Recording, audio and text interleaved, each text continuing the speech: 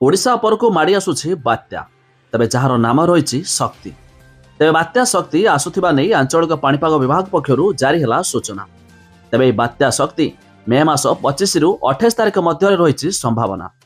तेबे बात्या शक्ति ओडिशार केउ जिल्लारे प्रभाव पकाइब आसंतु संपूर्ण अपडेट जानिबा ता पूर्व वीडियो को लाइक करंतु, सब्सक्राइब करना थिले एबे सब्सक्राइब करि पाखर थिबा घंटी चिन्ह को दबाइ दियंतु। ओडिशा को हिट करिबो बात्या शक्ति।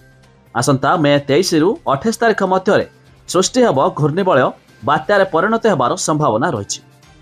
ओडिशा उपकूल और बांग्लादेश रे संभाव्य बात्यार प्रभाव पड़िबो।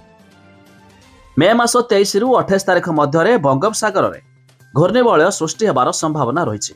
यह बात्यारे परिणत होई 24 रु 26 तारिख मध्य स्थलभाग छुईबार संभावना रही। यह बांग्लादेशर चट्टग्राम एवं ओडिशा उपकूल रे प्रबल प्रभाव पकाइबो। एतद व्यतीत पश्चिमबंग एवं बांग्लादेशर खुलना डिविजन रे मध्य प्रभाव पकाई पारे। एने बांग्लादेश पाणीपाग विभाग पक्षर वार्निंग जारी कराइछि।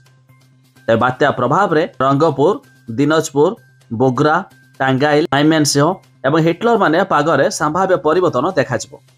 तेणु एही अंचल रे थिबा बंदर गुडी को सतर्क संकेत 1 जारी कराइछि।